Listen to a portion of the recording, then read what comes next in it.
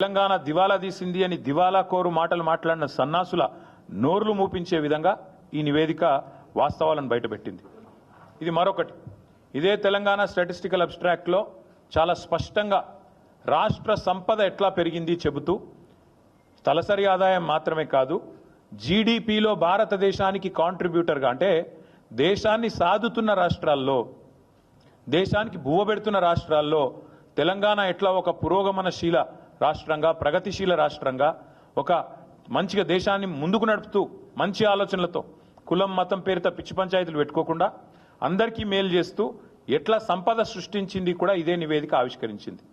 2013-14లో ఆనాడు భారతదేశంలో 4% జీడీపీకి తెలంగాణ నుంచి దోహదపడుతుంటే ఇక్కడి రాష్ట్ర ఆర్థిక వ్యవస్థ కేసీఆర్ గారు పదవీ విరమణ చేసే నాటికి అది పెరిగి 5.1% అయ్యింది అనే మాట కూడా ఇదే నివేదిక స్పష్టంగా చెప్పింది. అంటే జీడీపీలో భారతదేశంలో మొత్తం 100% ఉంటుంది. జీడీపీ అంటే 100.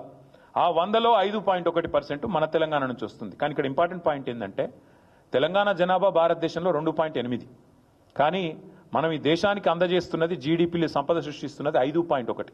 అంటే మనకు కేంద్ర ప్రభుత్వం ఇస్తున్న దానికంటే మనం కేంద్రానికి ఇస్తున్నది దాదాపు డబల్ అనే మాట ఈ నివేదిక ద్వారా నేను మీకు గుర్తు చేస్తా ఉన్నా. ఇది ఇంకొక విషయం. ఇది ఆర్బీఐది. ఇది ఆ స్టాటిస్టికల్ అబ్స్ట్రాక్ట్ లేదు, ఇది ఆర్బీఐది. కేసీఆర్ నాయకత్వంలో 10 ఏళ్లలో స్టేట్ ఓన్డ్ ట్యాక్స్ రెవెన్యూస్లో భారతదేశంలోనే 84% సొంత ఆదాయ వనరులతో కేంద్రం మీద ఆధారపడకుండా ఇతరుల ముందు చేయి జాపకుండా సొంత ఆదాయ వనరులతో అగ్రభాగాన నెంబర్ 1గా నిలబడ్డది తెలంగాణ అని ఆర్బీఐ. ఇది మా కవిత్వం కాదు. 84%, 88%తో అగ్రభాగాన state owned tax revenues SOTR ఇది నెంబర్ 1 అని చెప్పి చెప్తున్నది ఈ నివేదిక. అట్లాగే ఇంకొక మాట కూడా ఈ నివేదిక చూపెడుతున్నది. ఏమంటారు ఇందులో? భారతదేశంలో మన స్థానం ఏంటిది జీఎస్డిపిలో మొత్తం ఓవరాల్ సైజ్ అంటే ఈ నివేదికలో ఏం చెప్పారంటే కాంగ్రెస్ వాళ్ళు మాకు అప్పచెప్పిపోయినాడు ఆనాడు ఈ రాష్ట్రం యొక్క GSDP gross state domestic product 5 లక్షల కోట్లు. కానీ ఈరోజు బట్టి విక్రమార్క గారు విడుదల చేసిన ఈ నివేదిక ప్రకారం ఈ రాష్ట్రం యొక్క జీఎస్డిపి 10 ఏళ్లలో కేసీఆర్ గారు 5 లక్షల కోట్ల నుంచి 15 లక్షల కోట్లకు పెంచారు అని ఈ నివేదికనే రేవంత్ రెడ్డి చెంప మీద చెల్లుమని కొడుతూ నివేదిక ఇచ్చింది. ఇది ఇక్కడ చాలా ఇంపార్టెంట్ స్లైడ్. ఇది ఇలా చూడండి మీరు.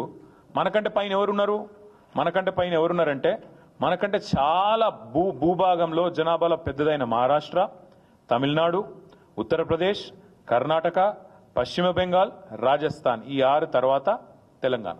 అంటే గుజరాత్ను కూడా తలదన్ని ఇవాళ తెలంగాణ 10 ఏళ్లలో ఎక్కడి నుంచి ఎక్కడికి 5 లక్షల కోట్ల నుంచి 15 లక్షల కోట్లకు జీఎస్డిపి పెరిగింది అని కాంగ్రెస్ ప్రభుత్వం విడుదల చేసిన నివేదిక చెప్పింది అంటే రేవంత్ రెడ్డి గారు సిగ్గు తెచ్చుకోండి అని చెప్తా ఉన్నా. ఇంకా కొంతమంది సన్నాసులు ఎలక్షన్ల లాభం కోసం మాట్లాడినారు. కాళేశ్వరం అంటేనే కమిషన్ల ప్రాజెక్టు అని చిల్లర వాగుడు, చెత్తవాగుడు, బజారు మాటలు చాలా మాట్లాడినారు. వారికి కూడా ఇదే నివేదిక సమాధానం చెప్పింది. 95వ పేజీ రేవంత్ రెడ్డి గారు 95వ పేజీ చదువుకో. మీ 95వ పేజీలో ఇదే దీనిలో స్టాటిస్టికల్ అబ్స్ట్రాక్ట్లు ఏం చెప్పిండ్రంటే రాష్ట్రంలో మరి సంపద పెరిగిందంటే ఎట్లా పెరిగిందంటే మీ వాళ్ళే రాసినారు, మీ ప్రభుత్వమే రాసిన నివేదిక.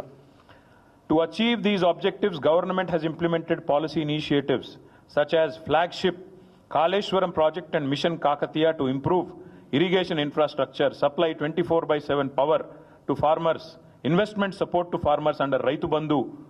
అందువల్ల సంపద పెరిగింది అంటూ కాళేశ్వరాన్ని ప్రస్తుతిస్తూ స్తుతిస్తూ అద్భుతమైన ప్రాజెక్ట్ అని చెబుతూ తెలంగాణ స్టాటిస్టికల్ అబ్స్ట్రాక్ట్లో కనీసం పాప రాసిన అధికారులను నిజాలు చెప్పారు. సరే, ఈ సన్నాసులు చూసుకోలేదు, విడుదల చేసిన తర్వాత 4 గరుచుకున్నారు, అది వేరే విషయం. ఇంకోటి, ఈ వ్యవసాయానికి సంబంధించి మీ నివేదికనే చెప్తా ఉంది స్పష్టంగా రాష్ట్రంలో కాళేశ్వరం ప్రాజెక్టు కానీ మిషన్ కాకతీయ లాంటి ప్రాజెక్టుల వల్ల కానీ ఎంత వ్యవసాయ విస్తరణ జరిగింది, ఎట్లా సంపద పెరిగింది. ఇప్పుడు నేను చెప్పాను తలసరి ఆదాయం పెరిగింది అని చెప్పాను, రాష్ట్ర జీఎస్డిపి పెరిగింది. కేవలం ఒకటే సెక్టర్ వల్ల పెరిగిందా? కాదు. ఈ రాష్ట్ర ఆదాయము వ్యవసాయ విస్తరణ ఆదాయం పెరిగింది, సంపద పెరిగింది అంటే ఇవాళ మీరు మాకు అప్పచెప్పినాడు దాదాపు 34 లక్షల ఎకరాల్లో ఆనాడు పంటలు పండేది. 68 లక్షల మొత్తం నేను చెప్పేది వరి 68 లక్షల టన్నులు ఆనాడు ఉత్పత్తి అయ్యేది మీరు అప్పచెప్పినాడు.